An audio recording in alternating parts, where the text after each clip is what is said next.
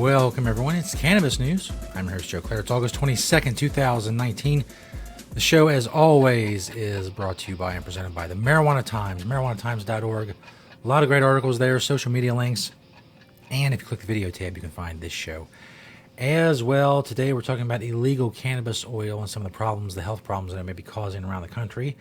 The committee overseeing medical marijuana in Ohio, with a bit of a reversal on what they had said previously about adding new qualifying conditions, and smoking cannabis on a party bus may soon be coming legally to California.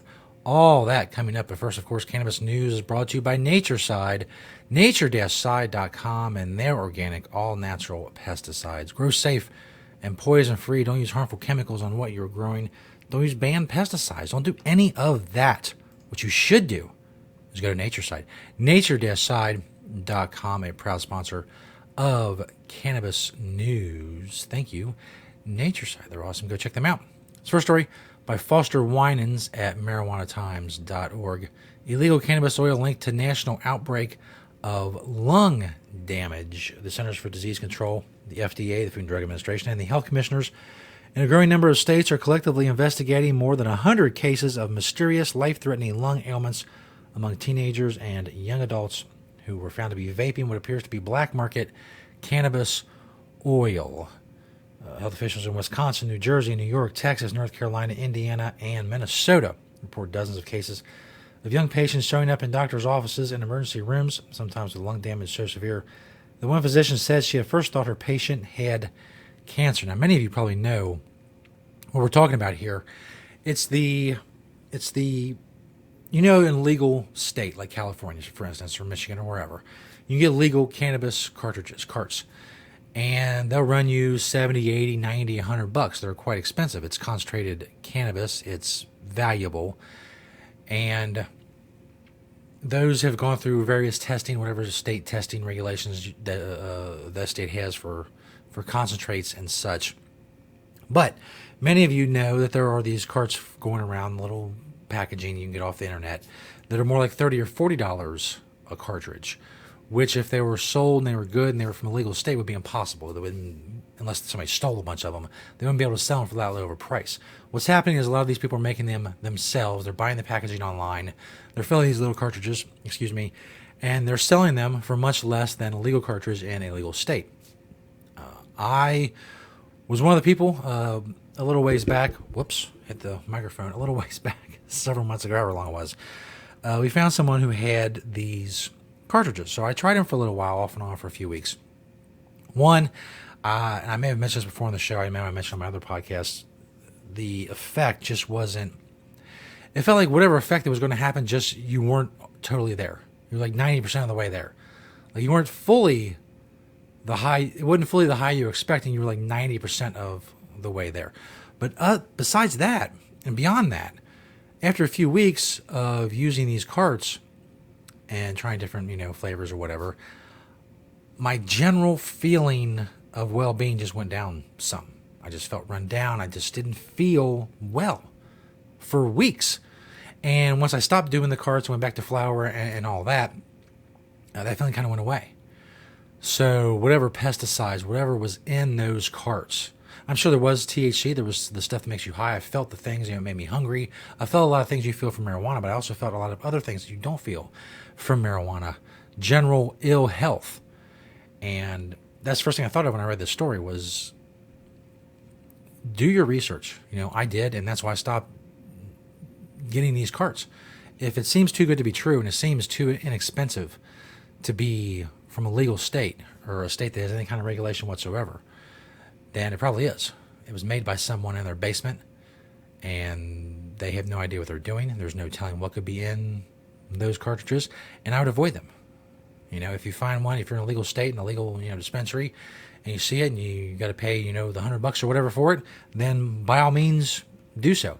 But if there's some dude who's selling carts for $40, they're probably not good, and I would be on the lookout. Obviously, the effects that I felt weren't lung damage and things like that, but I could tell the difference. I could tell the difference when I was using them, and I could tell the difference when I left them and just went back to regular flower.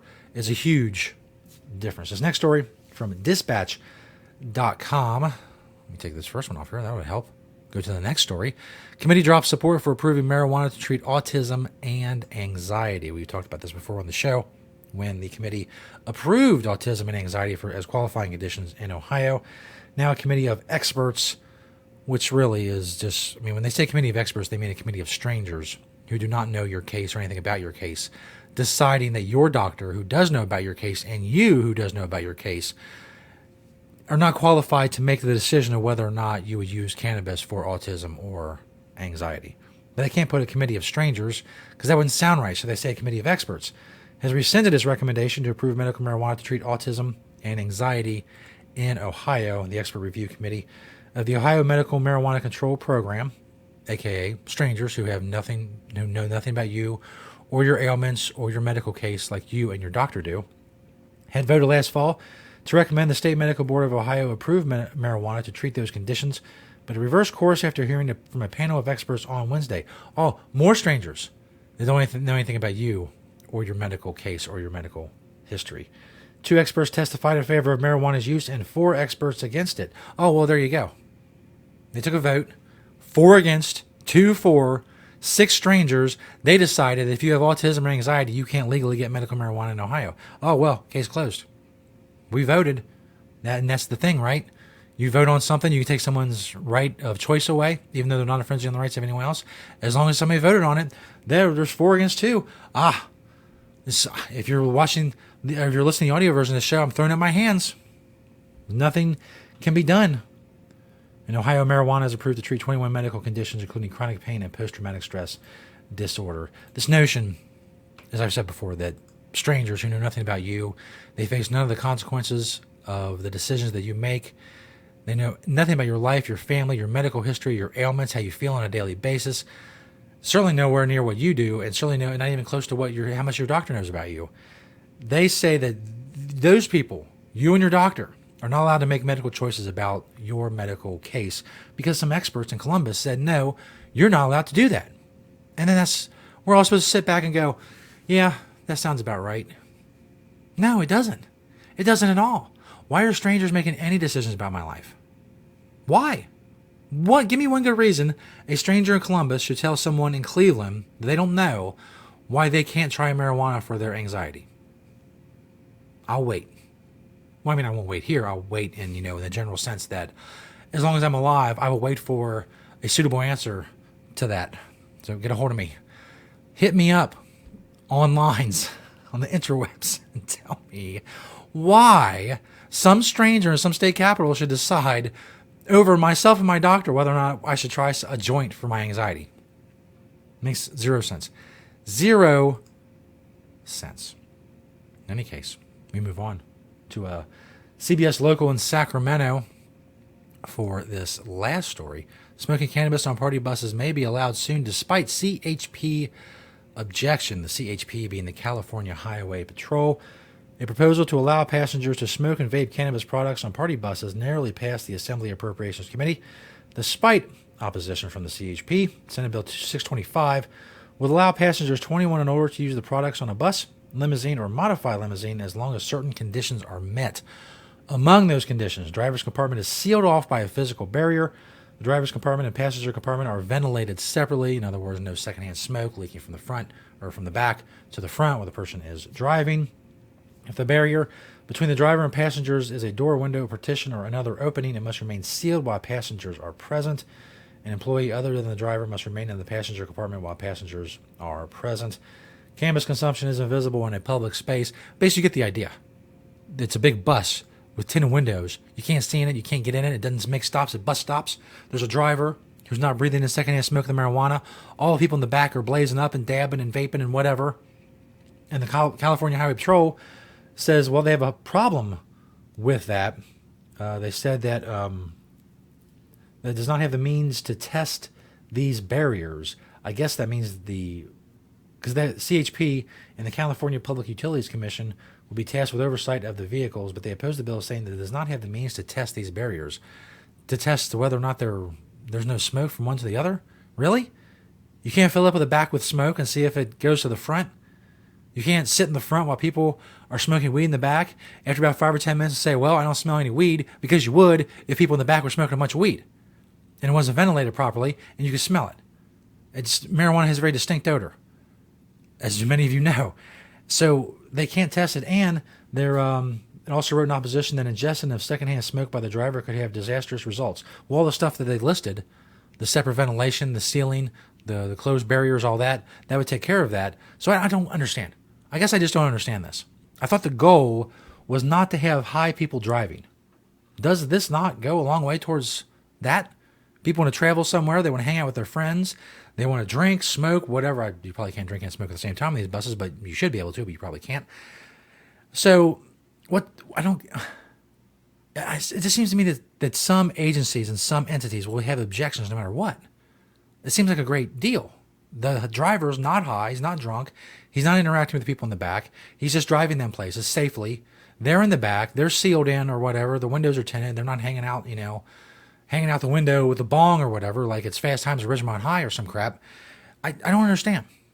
If the goal is for people not to drive while high, this seems like a great thing. Get on the bus, party, drive to where you want to go. They drop you off at the end of the night. You're done. You didn't drive. You got high. You kept the two separate. That's what I hear. That is a wonderful goal, and I agree. That's a great goal. Let's do that. Which means party buses, big, blazed out party buses.